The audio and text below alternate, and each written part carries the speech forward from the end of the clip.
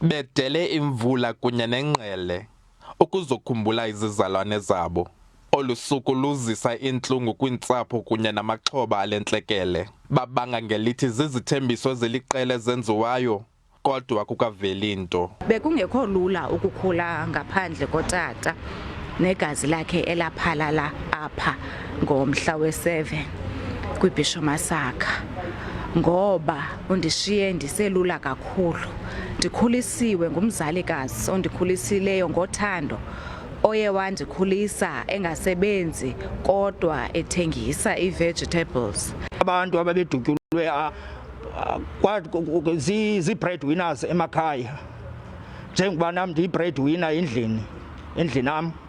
Abanye bashiya abantwana bengenabazali. Ukanti urhulumente uzikhabela izityholo zokuba azikhathalelwanga ezintsapho. Ngokusebenza ke neBhisho Massacre Foundation, urhulumente usamamele kubo ukuba zintoni izidingo, apho ke urhulumente azawuthi ngokokukwazi kwakhe okanye ngoko-afoda kwakhe akwazi usabela okanye akhawulelane nazo ezo zidingo. Kodwa okwangoku ke basamane bedibana bebonisana ukuze bazise ngaphambili. Kukwasekwe neziko elibizwa iBhisho Massacre Foundation ngelinika imbeko. Abongile Yankees kwiindaba ze-SABC, ndiseBhisho.